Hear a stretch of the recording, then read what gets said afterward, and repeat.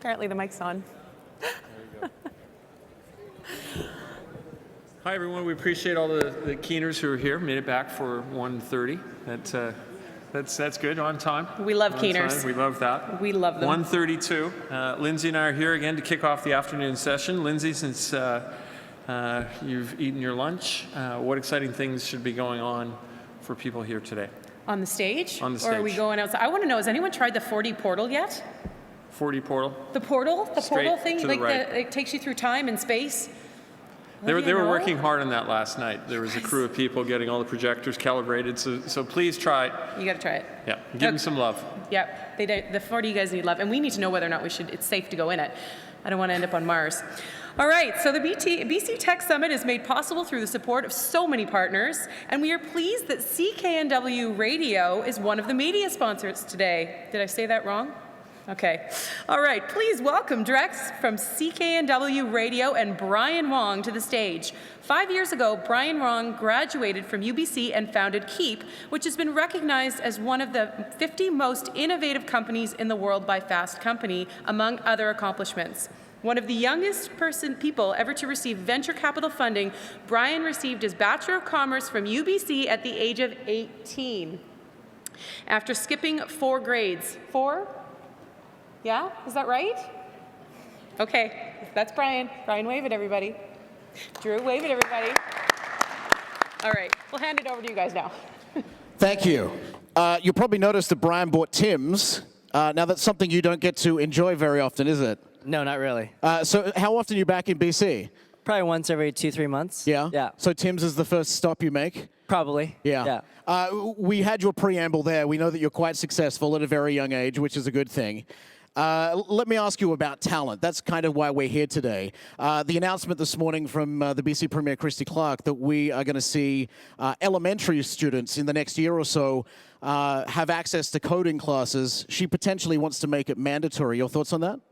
I think it's awesome. I think it's very bold. I think coding as a language should be treated like any other language, like French and English. And so I think it makes a lot of sense. You consistently, as a CEO, on the hunt for talented people. You've been doing this probably 6 years now with your company. How hard is it to find the talent that you need? It's always extremely difficult, especially when you want the highest caliber. But it's not just the skills you need. It's the attitude, the personality, and the culture. So our interview process is extremely long and arduous. But the thing is, you have this debate constantly as a CEO, like how much do I need the person or a person that can do these things, and how often or how hard do we want to grill them in an interview to make sure you find the perfect person? So, do you find that you run into issues occasionally when you have a key person you want to bring in, but they're also being courted by other companies? Do you ever run into that issue? All the time, but we can't compete against the other companies in terms of cash compensation, for example, especially if they're being hired by Google, which some of us know that or have heard the whole Google's like prison for smart people. Have you heard this? Because they overpay you by like 30%, so you have no incentive to leave, and so they definitely inflate the price. But the way we sell folks to work in our company is making a big impact in a smaller organization. Obviously, they don't have to go through multiple layers. And as a product manager at Google, you're like product managing like a button your entire career. And like for us, like you're product managing a whole product, right? So there's a lot of different ways to sell that. So I think, that the competition is also relative. It depends on the region. Right now, Silicon Valley, of course, is extremely intense. But I think, everything's a cycle. Everything evens out eventually. How much talent within your company comes from BC? We have 2 employees currently from BC. When you left Dig to start Kiip, you brought across 2 guys that you worked with to be co-founders. Was that the start of you going, okay, these are the people I want around me? Was that the first 2 talented people you hired? To be very honest, the 2 people I brought, so the first was Courtney, a guy, and he was the only engineer at Dig that I actually worked with the most. So he was like the guy that I knew the most, that had the best technical skill. And so I spent time with him, figured that, he was down to work on something together. Where that was also a big criteria. And then he brought on his buddy, Amadeus. Now, by pure chance, Amadeus, by the way, my co-founders have awesome names, like Amadeus and Courtney. Yeah. But Amadeus was actually... You want to just do the whole Dirk Commissar thing? Yeah, exactly. No. He is one of the best designers really in the entire design industry. He's very well known. He's a huge contributor to JavaScript sort of tools, snippets of folks to build animations. He created his own animation library just for our stuff. So I'm very lucky to have him. But there's really two big criteria that we look for talent that actually came from my co-founder that has become part of the culture of hiring. So there's a culture of obviously what the people you already have in your business, but there's also a culture of how you hire, what to look for, and you kind of make it a standard and make it drilled in people's heads so that whenever they're interviewing, because it's not just you interviewing, it's your employees interviewing as well, the hiring managers interviewing. The first is, are they good teachers? Huge requirement, because we believe that if you're a good teacher, you're open-minded, you're willing to share. You're also, sort of very eloquent in how you explain things, right? So you can actually get to the point and get the point across to someone. And then the second is that they're very comfortable with their strengths. So we ask the question, like, what is your superpower? Primarily because we believe that if people know what their strengths are and can hone in on and really sharpen it, they're not worried and insecure about the litany of weaknesses that they have and spend the energy trying to fix those. Because at a certain point in your life, honing in on your strength is a much better use of your time and is a much higher marginal return. I mentioned at the start of this that our premier today suggested that next year, within the next 12 months or so, they're going to offer coding classes to young students. Do you think that there's more that governments and educational departments, whether it's here in Canada or down in the States, do you think there's more they could be doing to sort of make sure that those learning opportunities are there for younger people? I think a lot of it's exposure. And I think the coding early on will at least give both parents, really the parents and the kids, the idea that this is a sexy career, right? Because I think what's unfortunate is, at least government-controlled sort of specific industries are a little bit, behind the curve sometimes, not by intention, just by nature. And so a lot of these things they're a bit of a laggard. It takes time for it to be introduced. But I think the most important thing for me, and my parents are actually in the audience. Hey, Mom and Dad. Yay. I credit them for giving me technology very early on, right? So, but they also made sure that you did other things outside of that, didn't they? They did. They did. So the first thing was my parents they bought me a computer very early on. I was the kid in grade 3 with a laptop, right? And then I had an HP iPad Pocket PC nerding out with like a fold-out keyboard and stuff. So I was very nerdy. But the reason is because I got exposed to it early on. Then I asked my dad, like, why did you guys buy this? They're like, well, we don't really know why, but it just seemed like something that was very important for you to get familiar with early on. So, and by nature of them introducing me to technology very early, I started to get very used to it and understand the mechanics of it very early. Because when I was in high school, I learned how to use a belt sander so I could build a wooden pencil box. Then my generation is teaching their kids how to use the internet. And kids now are teaching their parents how to use the internet, how to code, how to do these things on the internet that are second nature to some people, but people of my age, because I didn't really pay attention in school, are going, how do they know how to do this? But that's, who terrifies me are people younger than me, right? Because like they are the ones that now had never known a world without the iPhone. Yeah. Are truly mobile natives, not just digital natives. Like, I mean, for me, I guess in a certain way, I was a digital native, but I also had a world where I still had to do dial-up and then ADSL and whatever. I still had that progression. You miss the dial-up sound? I miss it sometimes. Yeah, you kind of want it as your ringtone sometimes, right? Let me ask you this. As a CEO of a company that is consistently kicking great goals, what are you doing as the head of that company to reinvest in finding the right talent? So we actually have programs where we reimburse classes, 50% of the cost of the classes that people might take at really any program. It doesn't have to be an accredited school. It could be like an online program like a General Assembly or a Code Academy or whatever. That's the first. The second is we facilitate a lot of horizontal movement in the company. We believe that the new type of employee is not someone who's going to be vertically specialized for the rest of their lives.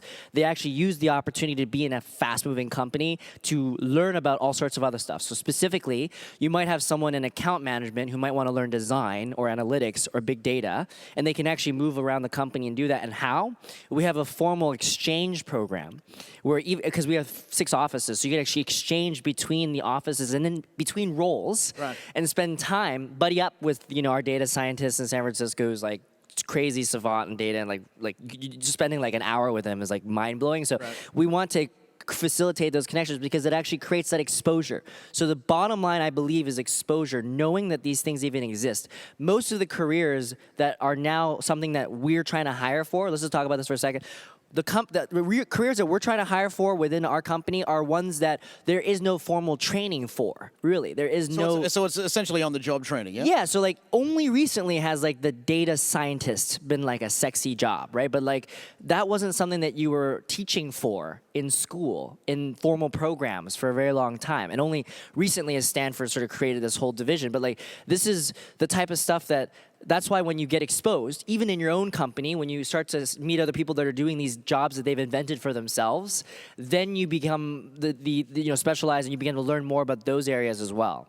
Do you worry that, with the horizontal thing of people going and learning different things, do you worry that there is then an opportunity for them with that knowledge to go forth to a different company that's going to... That's going to happen anyways. Yeah. So we always look at it as we're not exactly like holding on to these people, like trying to like cage them. But like, there must be some people within your company that like these people are key for us. How do we keep them? There are. So there's usually senior executives, people that, obviously very core fixtures of your company, but they have enough responsibility that the loyalty is built into obviously the empire they're building within your empire.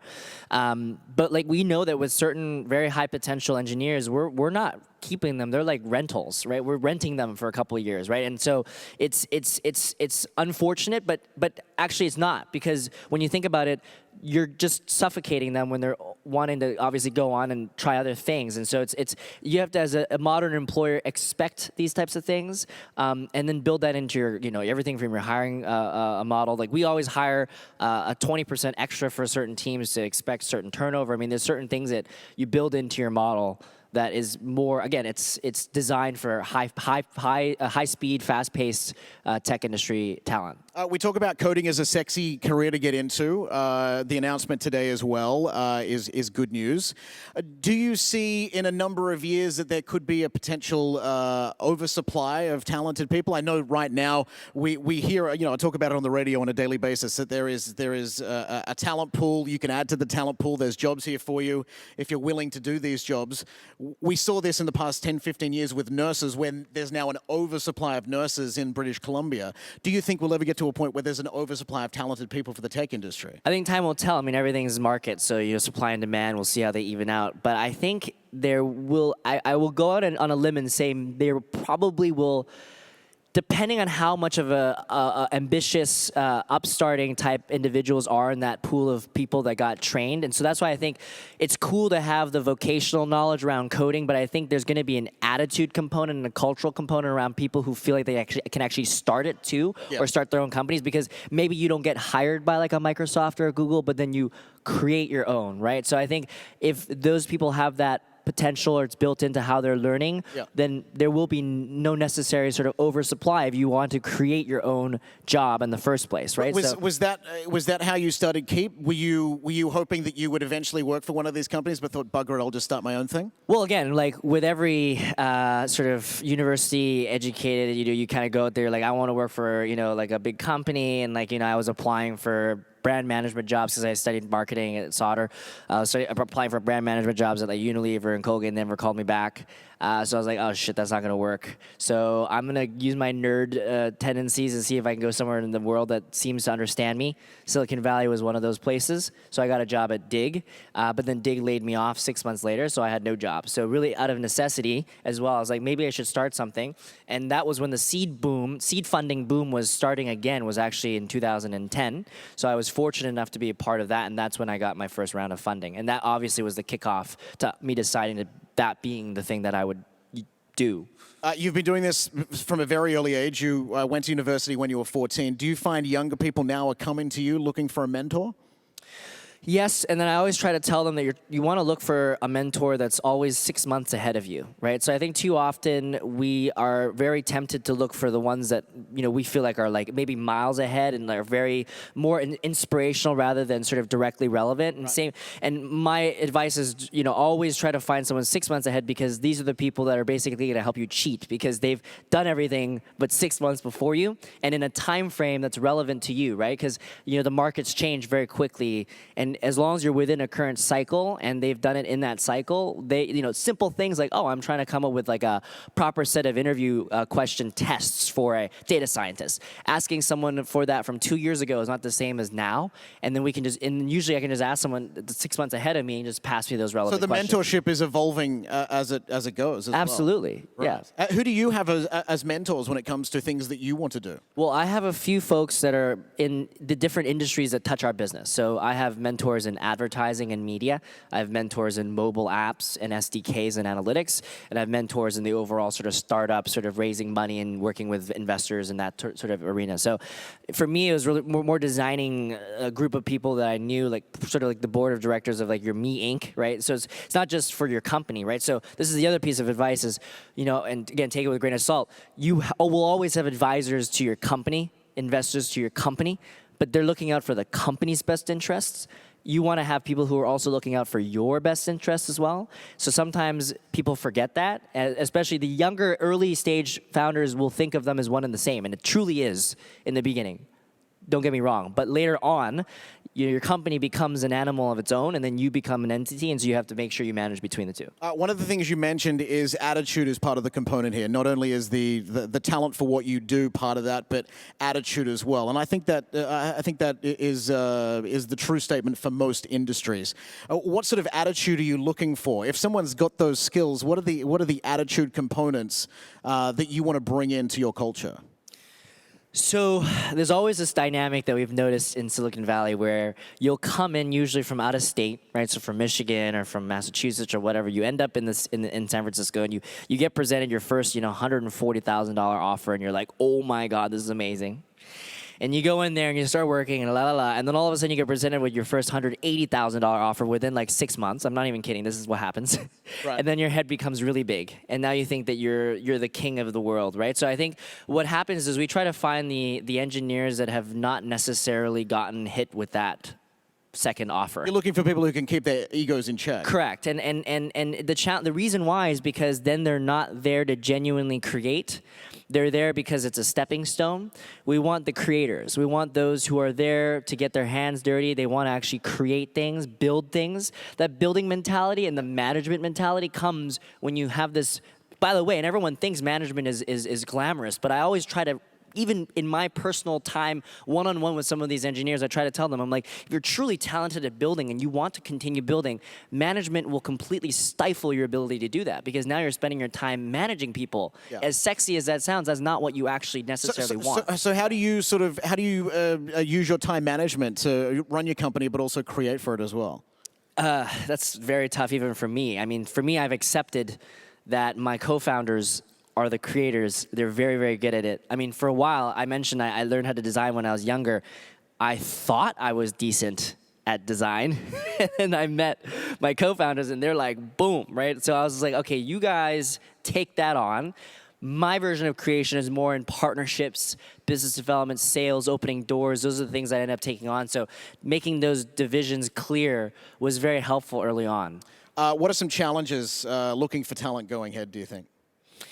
In general, or for us? Just in general. We've discussed, where the talent's coming from, what, our government here attempting to do something they could have done it a couple of years earlier. Yeah. But, going forward, is the talent going to come from provincial governments and state governments saying, hey, let's put these sort of tools in? Or is there even more tools they could be adding to make sure that when that talent pool gets of age, and look, that age could be at any age now, that you're going to be able to find the right people? Well, I think what I encourage a lot of my fellow founders is to invest heavily in your internal training, because you're not going to get prepackaged talent that's perfect and just fits right in, right? You're going to find people who have a lot of potential that you need to build and help grow. And by the way, that is the big selling point as well. They want to grow within your company, because if they're not learning, if they're not taking on challenges that help them expand, they're not going to end up, So I think there's going to be companies that underinvest in that, and that will be the big challenge for them, is how do they get back on track in figuring out how to actually create programs that are designed for learning, because these guys are not there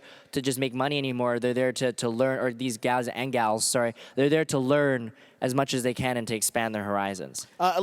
In my industry, we are currently going through a change where a lot of the older guys and girls are sort of moving on. They're bringing in younger talent. Do you find that your industry has lifers? People that they get a job that they like, they're really good at it, and they just stick around because they love it so Every much. industry has lifers. Yeah. And I actually do agree that in many stages of a startup, you have different composition of talent. So in the early days, you want a lot of generalists, intrapreneurs, a lot of self-starters, folks that actually eventually want to be entrepreneurs and want to try everything because you want essentially a Jack or a Jill of all trades, right? So that's in the early stage. For us, because we're 5 years in, later on, you need to have to a certain extent, a set of lifers that are very much so very specialized, very understanding of how to be extremely efficient with their particular area of their job. More specifically in operations, in administrative stuff like finance, accounting, things I would like imagine having a lifer around too would also... You're like the company historian. a company historian, a company mum, if you will, but also someone that sort of is the pinnacle of what your company culture is about too. Yes, and then- they know and understand it from day And it's one. their stage of life, and when I've noticed this, there's different priorities depending on the stage of life that they're in. If they have a family, if they have different priorities, this is very different. So that's why I think in the way that you look at folks going through college and they have just the possibilities are endless. They could go anywhere in the world. They have no baggage. They can just do whatever they want. There's a very different mentality, and that's why we created programs to help facilitate that, and then other programs to help people who want to stay in their field to specialize there as well. We see a lot of businesses either are starting here in BC or moving here. You're from here, but based in San Francisco. Do you ever see yourself being based back in BC at any stage? Well, now that everything's 40% off, I'm heavily considering it. Property price is still quite high, though. Yeah, property, but that's still 40% off. So now it's like sort of normal. Not really. It'll never be. I don't know. It confuses me on a daily basis. Exactly. So you don't know? We don't know. We actually have a few employees here, but for us, it's looking at, again, if it's I'm not doing it just because everyone else is doing it. It's more, is there a true source of talent that's aligned and wants to actually tackle the challenges we're tackling? And the thing is, again, culturally and exposure, right? So the funny thing is a good chunk of our team is in New York. And the reason is because us being in the advertising and media business, the people who understand or might come from families even or have seen their parents do jobs in advertising will understand that world. Yeah. But to try to find advertising talent in the West Coast is very tough unless you find you're going to where the talent is. Correct. In some ways, yeah. And also where the clients are and where we're going to end up servicing them. Right. Excellent. Brian Wong, everybody, from Kiip. Thank you very much for joining us today. Thank you.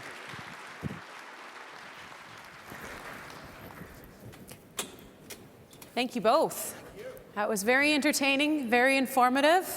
I still can't believe you were 18. Good to see you too, Brian. Take care, guys. Okay, so next